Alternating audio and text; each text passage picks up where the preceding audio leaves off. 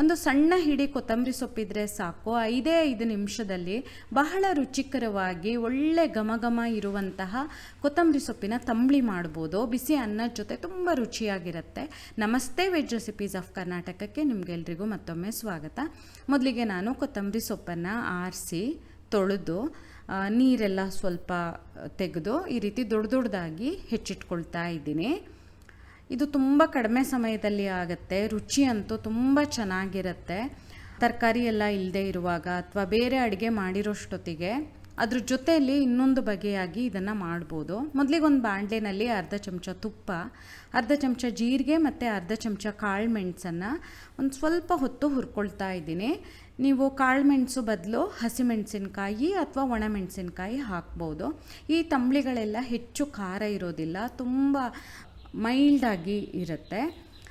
ಇಲ್ಲಿ ಜೀರಿಗೆ ಎಲ್ಲ ಸಿಡಿಯೋದು ಬೇಡ, ಒಂದು ಸ್ವಲ್ಪ ಒಳ್ಳೆ ಘಮ ಬಂದರೆ ಸಾಕು. ಅಷ್ಟಾಗೋಷ್ಟೊತ್ತಿಗೆ ಈಗಾಗಲೇ ಹೆಚ್ಚಿಟ್ಕೊಂಡಿದ್ವಲ್ಲ ಆ ಕೊತ್ತಂಬರಿ ಸೊಪ್ಪನ್ನು ಹಾಕಿ ಸಣ್ಣ ಉರಿಯಲ್ಲಿ ಸೊಪ್ಪೆಲ್ಲ ಬಾಡೋವರೆಗೆ ಹುರಿಬೇಕು.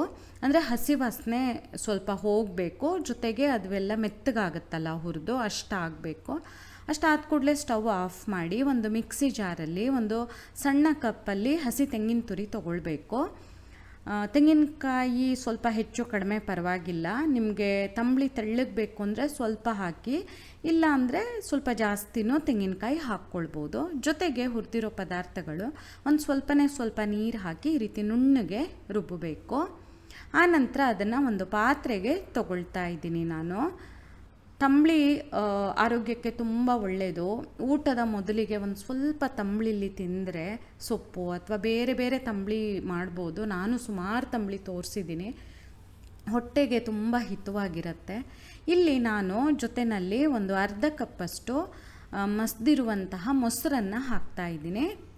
ನೀವು ಮೊಸರಿನ ಬದಲು ಕಡ್ದಿರೋ ಮಜ್ಜಿಗೆ ಬೇಕಾದ್ರೂ ಹಾಕ್ಬೋದು. ಮಜ್ಜಿಗೆ ಹಾಕಿದ್ರೆ ಸ್ವಲ್ಪ ಜಾಸ್ತಿ ಹಾಕಿ, ಜೊತೆಲೇ ಅಗತ್ಯ ಇದ್ದಷ್ಟು ನೀರನ್ನು ಸೇರಿಸಿ ರುಚಿಗೆ ತಕ್ಕಂತೆ ಉಪ್ಪನ್ನು ಸಹ ಹಾಕ್ಕೊಳ್ತಾ ಇದ್ದೀನಿ. ಕೊನೆಯಲ್ಲಿ ಒಂದು ಒಗ್ಗರಣೆಗೆ ಎಣ್ಣೆ, ಸಾಸಿವೆ, ಒಣಮೆಣಸಿನ್ಕಾಯಿ ಮತ್ತು ಕರಿಬೇವು ಇಷ್ಟು ನೋಡಿ ಮಾಡಿದರೆ ತಂಬಳಿ ತಯಾರಾಗುತ್ತೆ. ಇದನ್ನು ಕುದಿಸೋ ಅವಶ್ಯಕತೆ ಇಲ್ಲ, ತಂಪಾಗಿ ಇರುತ್ತಲ್ಲ, ಅದಕ್ಕೋಸ್ಕರ ಇದಕ್ಕೆ ತಂಬುಳಿ ಅಂತ ಹೆಸರು. ತಂಪಾದ ಹುಳಿ ತಂಬುಳಿ ಮಾಡಿ ನೋಡಿ ನೀವು. ನಿಮ್ಗೆ ಈ ವಿಡಿಯೋ ಇಷ್ಟ ಆದಲ್ಲಿ ಲೈಕ್ ಮಾಡಿ, ಶೇರ್ ಮಾಡಿ, ಕಮೆಂಟ್ ಮಾಡಿ, ಹಾಗೆ ನಮ್ಮ ಚಾನಲಿಗೆ ಸಬ್ಸ್ಕ್ರೈಬ್ ಮಾಡೋದನ್ನು ಮರಿಬೇಡಿ. ಧನ್ಯವಾದಗಳು.